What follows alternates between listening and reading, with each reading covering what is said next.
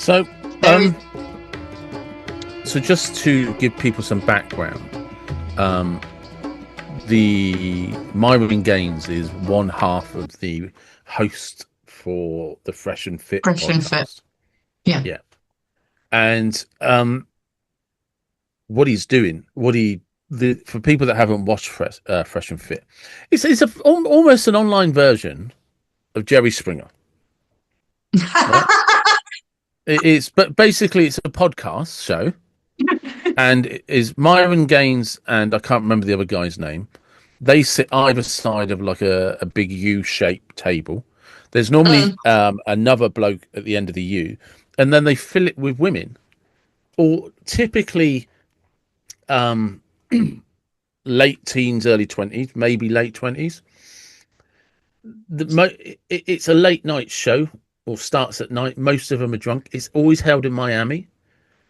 I think they connect with a lot of these girls via Instagram and nightclubs. So they're all women, young girls trying to become influencers, or are already in the stages of influencers. And then they basically rage bait them and expose them. You know, it's not even difficult, but it's like, you know, you'll get girls on there who are like in nightclubs. They're like 20 years old. Oh yeah, I'm a dancer. I'm a stripper. Yeah. No, I already have two kids, two different dads. No, the dads are not in their life. Where are the kids now? Oh, they live with my mum upstate. And it was it's but what they do is they're very, I would say, because I don't know the full production kind of makeup, they're very clever about who they get on. And I'm sure one girl who never went on there exposed them that one of the things they expect you to do is sleep with them, or it's highly suggested that that's what you're going So to do. what they're doing is exposing these girls or young women or whatever else, whilst deflecting from the fact that they're actually no better themselves. No, I don't. I don't think that's. I don't think. I think people are kind of missing almost what Louis said, or exposed. They don't give a shit. They're making tons of money, right? And in doing that, they have found a market, and they found a clientele, and the currency is we can get the same type of people on here and just make them look stupid, and people pay us for it, and people do donate to the show.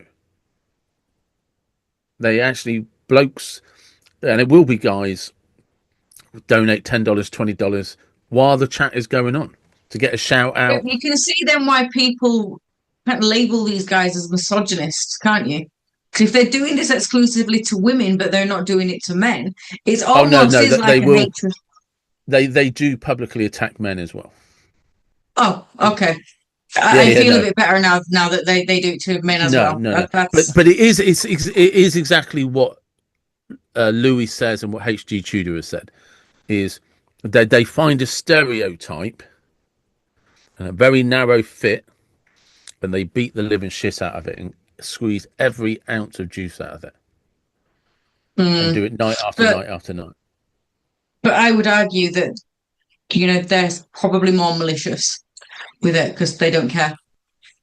I remember, I'm trying to think what it was. Fresh and Fit used to have like the night show, and then used to have an afternoon thing where they used to actually have guests on and would talk about business, consulting, fitness. And if I remember correctly, that like got a tenth of the views of their rage bait. And I think they kind of And this dropped is that the side problem. of. This is why we have an issue with rage bait, folks, is because Yeah, that's what everybody's clicking on. So people are but making. it is. It's not. But I think People don't. I don't think people do initially choose to make money off rage bait. It just But do you things remember how deteriorate that popular way Jerry because that Springer is was? where you are. Do you Sorry. remember Do you remember how popular Jerry Springer was? Oh yeah, and in this country, the equivalent bloody Jeremy Kyle. That sad excuse of a human But being. it's Never like. always the same people. Yeah, yeah.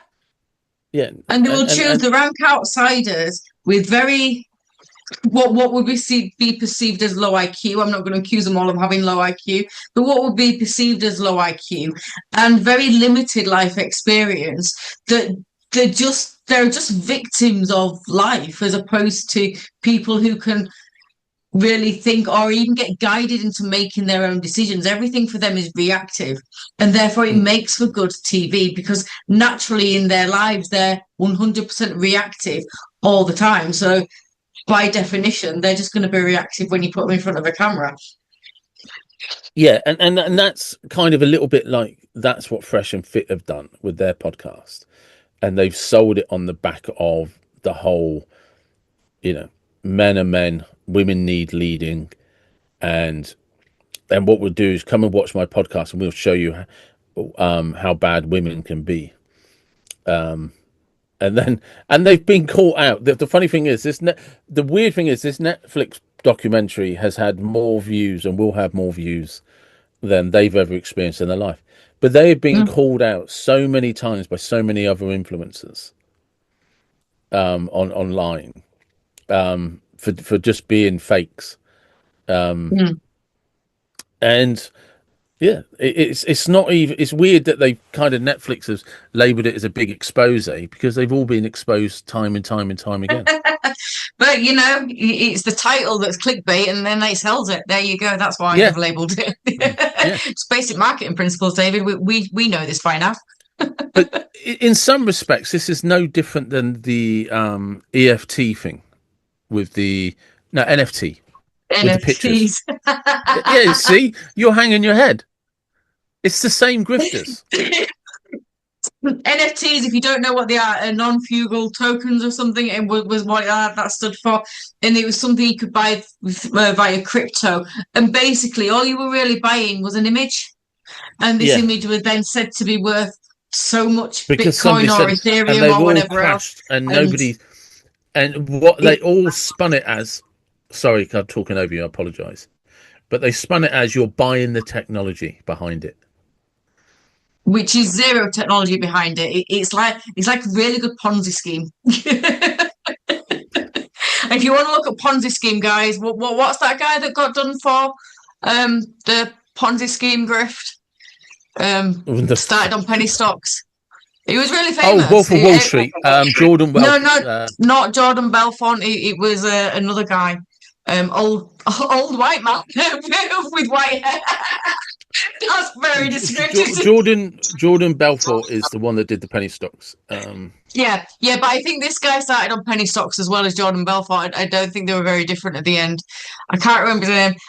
Bernie Sanders keeps coming into it, but it's not obviously not Bernie Sanders because he's a politician in Bernie the US. Madoff. That's the one, Bernie Madoff. That's why Bernie Sanders keeps coming to it. Bernie Yeah, Madoff, the that's the Wizard one. of Lies. Yeah, yeah. So if you want to understand Ponzi schemes, guys, look into Bernie Madoff because that's really interesting as to how to make them work. But NFTs are basically the crypto version of a Ponzi scheme. Arguably, Bitcoin and Ethereum and all those kind of stuff are a Ponzi scheme as well.